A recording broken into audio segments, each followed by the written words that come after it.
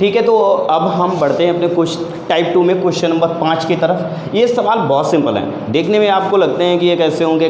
आज मैं आपको इनका सबसे आसान तरीका बताऊंगा। देखो कैसे, आपसे कह रहा है कि a man multiplied A number by 7/4 instead of 3/5, find the percentage change in revenue.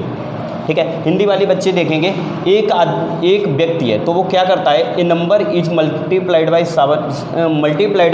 7/4, यानी एक संख्या है उसमें वो 7/4 से गुणा कर देता है। किसकी जगह पे? 3/5 पे। तो उसमें प्रतिशत परिवर्तन क्या हुआ, जो उसका रेवेन्यू आया उसे गुणा कितने से करना चाहिए था? 3/5 से, लेकिन वो गलती से कर किससे देता है? 7/4 से। तो आप देखो कि इसमें क्या करना है हमें। इस सवाल को कैसे लगाते हैं, बहुत सिंपल सवाल है। आप देख लो कि आपका नंबर क्या होगा। देखो, आप सपोज किया कि नंबर क्या होगा, भाई, जो आपका डिनोमिनेटर है यानी हर जो है उसका ले लेते हैं हम एलसीएम। क्या कर लेते हैं? जो हर है उसका ले लेते हैं एलसीएम। तो नंबर आपका कितना होगा? एलसीएम ऑफ 4, 5, 4 और 5 का लासा लेते हैं, यानी आप हर का लासा लेना। तो कितना आएगा भाई? 4 और 5 का लासा कितना आएगा? 20 आएगा। 4 और 5 का लासा कितना आएगा? 20 आएगा। तो नंबर अगर हमारी संख्या कितनी थी? 20 थी, तो हमें गुणा किसने करना चाहिए था? तो देखो 20 को 3/5 से करना चाहिए था। तो 5 चक्कू 20, यानी 4 दिया 12। तो हमारा रिजल्ट कितना आना चाहिए था? 12 आना चाहिए था, लेकिन हमने 20 में गुणा कर किससे दिया है? 7/4 से। तो कितना आया? 4 पंचे 20, 5 सते 35, यानी हमें गुणा करना चाहिए था। फिर से समझाता हूँ मैं, पहले इसे नोट लगा लेते हैं। देखो तो कितना इंक्रीज हो गया? 12 से 35 हो गया। कितना बढ़ गया? 23 बढ़ गया। 23 बढ़ गया। ये कितने पे 23 बढ़ा है? ये 23 कितने पे बढ़ा हुआ? प्लस 23 हुआ। कितने पे हुआ? 12 पे हुआ। यानी ये 23 जो बढ़ा है 12 पे बढ़ा है, तो 100 पे कितना बढ़ेगा? इसको काटेंगे, पीटेंगे, लगाएंगे तो क्या आएगा? 191 सही 2/3%। अब आप देखो कैसे आया। ठीक है, क्योंकि मैंने आपको पहले ही समझा रखा है। तो इस सवाल में क्या करते हैं, कुछ नहीं हमें करना है। ऐसे सवालों में क्या करते हैं, हर जो दिए होते हैं हमें उनका हम निकाल लेते हैं लासा और बस लगा देते हैं सवाल। देखो ठीक है, तो अब हम देखते हैं अपना दूसरा सवाल। कितनी जल्दी करते हैं। देखो इसमें क्या है, इसमें है कि आपसे कह रहा है कि एक विद्यार्थी है उसको 4/3 से गुणा करना चाहिए था। क्या है? ये student multiply A number by 3/4 instead of 4/3। 4/3 से गुणा करना चाहिए था, लेकिन वो कर कितने से देता है? 3/4 से। तो उसके कैलकुलेशन में क्या गलती हुई? देखो तो हम क्या करते, 3 और 4 का क्या लेते? एलसीएम। एलसीएम नंबर क्या होगा आपका? नंबर बराबर होगा 12। क्या होगा? 3, 4 का एलसीएम होगा या नहीं होगा? तो नंबर अगर आपका 12 हो गया और आपसे गुणा कितनी करनी चाहिए थी? 4/3 से। तो 3 चक्कू 12। आपका नंबर आना कितना चाहिए था? 16। लेकिन नंबर तो आपका 12 था, लेकिन गुणा कर कितने से दी उसने? 3/4 से। तो 4 तियाँ 12, तो 3 तियाँ 9। आपका नंबर कितना हो गया? 9 हो गया। आना आपका करेक्ट 16 चाहिए था, लेकिन आया कितना? 9। कितने की कमी हुई? -7 की। कितने पे हुई? 16 पे हुई। तो 100 पे कितनी होगी? आपको पता है 1/16 की वैल्यू कितनी होती है, तो उस हिसाब से निकालेंगे तो आपका आंसर आएगा 43 सही 3/4%। क्या होगा? डिक्रीज होगा, यानी नीचे की तरफ जाएगा। यानी हमारा आंसर आना चाहिए था कितना? 16, लेकिन आया 9। तो कितना होगा? 7 कम हुआ कितने पे? 16 पे। तो 100 पे कितना होगा? 43 सही 3/4%। ठीक है, देखो तो हमारा अगला क्वेश्चन क्या है? Question number 7। The price of sugar is increase by 16 सही 2/3%। तो सवाल को देखो हम लगाते कैसे। देखो हम इस सवाल में क्या करते हैं, the price of sugar is increase by 16 सही 2/3% and the consumption of a family is decrease by 20%, find the percentage change in his expenditure.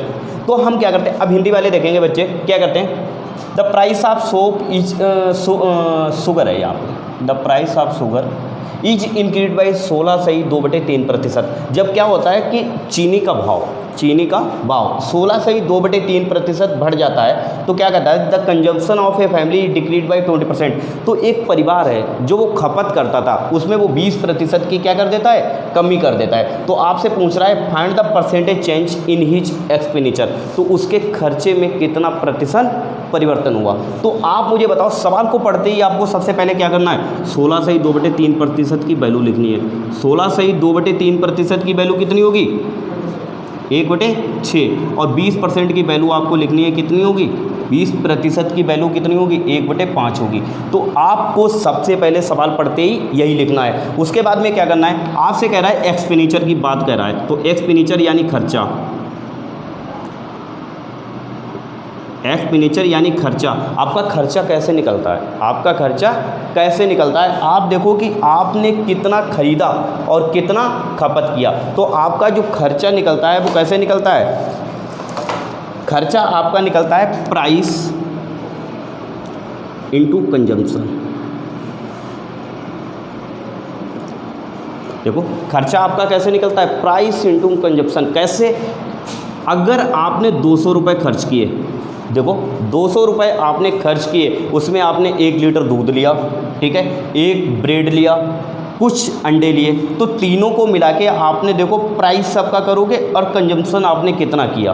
बात समझ आई, यानी प्राइस कितना है, यानी 1 दूध की थैली आप लेंगे तो 1 का रेट करेंगे, 2 दूध की थैली लेंगे तो 2, कंजम्पशन में आपका कितना आएगा, 2 आएगा, और प्राइस में आपका डबल हो जाएगा। तो एक्सपेंडिचर आपका कितना होगा, डबल होगा। यानी एक खर्चा है और ए आपका क्या है, मूल्य है, और ए आपका क्या है, खपत है, कितनी खपत करते हो। तो आप देखो कि यहाँ पे शुगर का जो प्राइस था यानी चीनी का जो भाव था वो बढ़ जाता है, कितना हो जाता है, 6 से 7 रुपये हो जाता है, 6 रुपये से 7 रुपये हो जाता है। तो खपत कितनी करता है, 5 से कितनी कम कर देता है, 1 कम कर देता है। यानी पहले अगर 5 करता था अब वो कितनी करने लग जाता है, 4 करने लग जाता है। कितनी करने लग जाता है भाई, 4 करने लग जाता है। तो पहले कितना खर्चा आपका हो रहा था, इसको मल्टीप्लाई कर देते हैं, 6 पंचे 30 खर्चा हो रहा था, अब कितना हो रहा है, 28 खर्चा हो रहा है, ठीक है।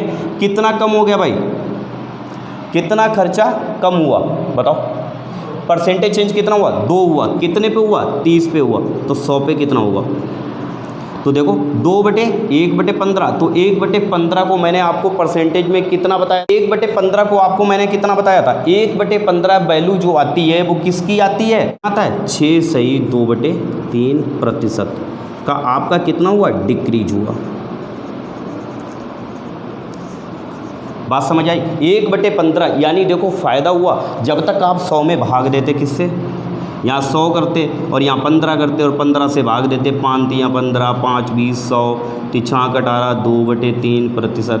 तो हमने जब तक आप ये करते 10 सेकंड हम बचा लेते और डायरेक्ट क्या लिख देते, 6 से ही 2/3%। तो ये आपको समझ आया होगा। यानी एक्सपेंडिचर जो आपका होता है प्राइस इंटू कंजम्पशन होता है, यानी आपने कितना खर्चा किया और कितने मूल्य में कितनी चीज़ें खरीदी। तो आपका ये क्वेश्चन रहा और आपको समझ आया होगा, ठीक है। नेक्स्ट क्वेश्चन, ठीक है। तो हम देखते हैं अपना नेक्स्ट क्वेश्चन, क्वेश्चन नंबर 8 क्या है, the sale of a cinema ticket is increase by 57 सही 1/7% and the price of ticket is increase by 2/3%, find the percentage change in his revenue. तो उसके अब हिंदी वाले बच्चे देखेंगे क्या होता है ना कि एक सिनेमा घर है, एक सिनेमा घर है, उसमें क्या होता है, the sale of cinema ticket is increase by, जो सिनेमा की टिकटें बिकती हैं उनका क्या होता है, उनमें वृद्धि हो जाती है, कितने की, 57 सही 1/7% की, कितने की बिक्री वृद्धि हो जाती है, 57 सही 1/7% की। और क्या कहता है, and the price of ticket is increase by 16 सही 2/3%। तो प्राइस का टिकट जो टिकट का प्राइस होता है यानी जितने में आप टिकट खरीदते हो, ठीक है, तो उसका मूल्य जो होता है वो 16 सही 2/3% बढ़ा दिया जाता है। तो वो कह रहा है कि find the percentage change in his revenue. तो उसके रेवेन्यू में क्या, उसके रेवेन्यू में क्या परिवर्तन हुआ। तो आप मुझे एक बात बताओ, सवाल को जैसे कैसे हल करेंगे। सबसे पहले हम लिख लेंगे 57, लिख नहीं लेंगे, मुझे पता होना चाहिए कि 57 सही 1/7% की वैल्यू कितनी होती है, 57 सही 1/7% की वैल्यू कितनी होती है, 4/7, ठीक है, मैंने ऐसे ही लिख दी 4/7 होती है। आप मुझे ये बताओ कि ये अगर 4/7 होती है और इसकी कितनी वैल्यू होती है, 1/6 होती है। ठीक है, और आपको ये पता होना चाहिए कि जो रेवेन्यू आता है, कैसे रेवेन्यू आएगा, देखो रेवेन्यू कैसे आएगा। अगर एक टिकट का मूल्य 10 रुपये है तो 5 टिकटों का मूल्य 50 रुपये होगा। एक टिकट का मूल्य 10 रुपये है, एक टिकट का मूल्य 5 रुपये है, तो 10 टिकटों का मूल्य 50 रुपये होगा। तो टोटल रेवेन्यू कितना हो गया, यानी टोटल उसका खजाना जो इकट्ठा हुआ वो कितना हो गया, 50 रुपये हो गया। तो इसमें कैसे आएगा, प्राइस ऑफ टिकट या टिकट प्राइस लिखो, टिकट प्राइस यानी टिकट का मूल्य इनटू क्या होगा, टिकट का मूल्य होगा, sale of cinema ticket, ticket का प्राइस होगा और क्या होगा, आपकी टिकट का प्राइस होगा और सेल होगी, यानी उसने कितनी टिकटें सेल की, उसने कितनी टिकटें सेल की। तो आप ये देखो कि टिकट प्राइस हो गया और सेल कितनी की। तो एक प्राइस टिकट कितना था, टिकट का जो प्राइस था वो 6 से कितना हो जाता था, 7 रुपये। कितना हो जाता था भाई, 7 रुपये। 6 रुपये से 7 रुपये हो गया, यानी 16 से 2/3% बढ़ाया गया। और यहाँ से कितना हो गया, 7 से 11 हो गया। कितना हो गया, 7 से 11 हो गया। तो इनका मल्टीप्लाई कर देते हैं तो कितना आएगा, कितना आएगा, 6 सत्ते 42 और 77। कितना बढ़ गया भाई, प्लस कितना हुआ, 5 35। कितने पे हुआ, 42 पे हुआ। 35 बढ़ा कितने पे बढ़ा, 42 पे बढ़ा। 35 बढ़ा कितने पे बढ़ा, 42 पे बढ़ा। तो 100 पे कितना बढ़ेगा, 7 5 7 25 35 और 7 6 42। तो 5/6 आपसे पूछ रहा है कि 5/6 आया, तो 5/6 कितने प्रतिशत के बराबर होता है। तो आप ये बताओ कि आप मल्टीप्लाई करोगे, गुणा करोगे, लेकिन उससे पहले आपको ये वैल्यू याद होनी चाहिए। तो कितना होगा, 83 सही 1/3%। कितना होगा, 83 सही 1/3%। जिसे ये समझ नहीं आया कि 83 सही 1/3% कहाँ से आया, तो वो फर्स्ट सेशन देखे जाके काहे का, परसेंटेज का। ठीक है, तो ये आपको समझ आया होगा। यानी रेवेन्यू हम कैसे जनरेट करते हैं, यानी प्राइस जितना है और आपने कितनी क्वांटिटी खरीदी है, तो आपका रेवेन्यू यहाँ से जनरेट होगा। ठीक है, तो हम देखते हैं अपना नेक्स्ट क्वेश्चन।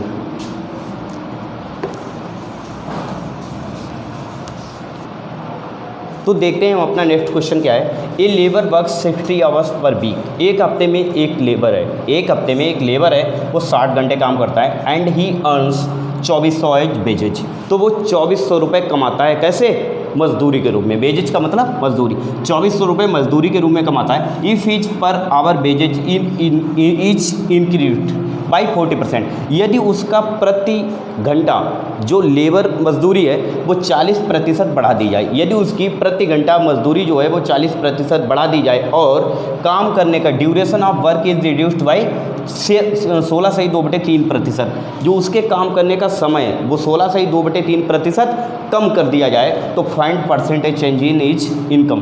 तो उसकी आय में क्या प्रतिशत परिवर्तन हुआ वो बताना है। तो आप पहले ये देखो, एक बात हमेशा याद रखना, अगर आपसे रियल डाटा नहीं पूछ रहा है तो आप रियल डाटा का यूज नहीं करेंगे। तो आप ये देखो कि यहाँ पे आपसे क्या पूछ रहा है, परसेंटेज चेंज पूछ रहा है। आपसे ये पूछ रहा है कि कितना पैसा दिया, कितना ले लिया, नहीं पूछ रहा। तो आपसे रियल डाटा नहीं पूछ रहा, तो मुझे पर वीक और इस 2400 की कोई ज़रूरत नहीं है। पर वीक और 2400 की कोई ज़रूरत नहीं है। क्यों नहीं है, क्योंकि आपसे पर परसेंटेज चेंज पूछ रहा, चाहे 1 लो और चाहे 1000 लो, प्रतिशत परिवर्तन सेम रहेगा। ठीक है, तो आपसे रियल डाटा तो नहीं पूछ रहा। तो हम क्या करते हैं, सबसे पहले 40% की वैल्यू लिख लेते हैं, 2/5 होगा, और 16 से 2/3% की वैल्यू कितनी होगी, 1/6 होगा। तो आपसे कह रहा है कि ड्यूरेशन ऑफ वर्क इतना कर दिया जाता है। तो आप मुझे बताओ कि उसका बेज कैसे निकलेगा, बेज जो होगा, जो यानी मजदूरी कैसे आएगा। अगर 1 घंटे कोई काम करता है तो उसे 100 रुपये मिलते हैं, तो 10 घंटे काम करेगा कितने रुपए मिलेंगे। 1 घंटे काम करके उसे 100 रुपये मिलते हैं, तो 10 घंटे काम करके 1000 रुपये मिलेंगे। तो आप देखो कि बेज कैसे निकलेगा, आपकी जो मजदूरी होगी वो कैसे निकलेगी, यानी RS यानी एक प्रति आवर, 1 घंटे में कितने पैसे लेता वो, RS इंटू पर आवर, 1 घंटे में कितने पैसे लेता है इंटू आवर। यानी अगर वो 1 घंटे में 100 रुपये लेता था तो 10 घंटे में कितने लेगा, 1000 रुपये लेगा। वो उसकी क्या होगी, टोटल मजदूरी होगी। तो आप देखो कि यहाँ पे क्या कह रहा है कि वेजेज निकालने का तरीका क्या हुआ, RS बराबर 1 घंटे में कितने पैसे लेता था और तो इतने घंटे में कितने लेगा। तो आप देखो कि यहाँ पे कह रहा है कि if each per hour wages is increase by 40%, तो पर आवर जो पैसा मिलता था उसे वो 40% बढ़ा देता है। यानी पहले कितना मिलता था, 5 मिलता था, अब कितना मिलेगा, 2 बढ़ गया यानी 7 मिलेगा। ठीक है। और उसके बाद में जो कहता था कि उसकी जो काम करने का टाइम था उसको घटा दिया। पहले अगर वो 6 घंटे करता था तो अब कितना करेगा, 5 घंटा करेगा। 6 से कितना हो गया, 5 हो गया। तो इसको मल्टीप्लाई कर देते हैं, कितना आएगा, 5 छक्का 30, 7 बचे 35। कितना बढ़ गई मजदूरी उसकी, कितनी बढ़ गई, +5 हुई है। कितने पे, बेस मजदूरी कितनी थी, 30 पे, तो 100 पे कितना होगा देखो। तो 5/3 मैंने आपको बताया था 50/3 होगा, तो कितना आएगा ये 50/3, इसका कितना आएगा 16 सही 2/3%। आंसर आपका कितना आएगा 16 सही 2/3%। बात समझ गए। तो आपको एक बात याद होनी चाहिए और यही हमारे तरीके थे सवाल लगाने के। आप कितनी से कितनी जल्दी चुटकियों में सवाल लगा सकते हो अगर ये आप लोगों को डाटा याद है। अदरवाइज आप सवाल तो लगाएंगे लेकिन आपको टाइम लगेगा। बात समझ आई। तो ये हमारा सिंपलेस्ट वे था और अगर आपको जितनी जल्दी ये समझ आ जाए उतना अच्छा है। तो ठीक है, अगर आज का वीडियो आपको ये सही लगा तो इसे लाइक, शेयर और सब्सक्राइब कीजिएगा। Thank you.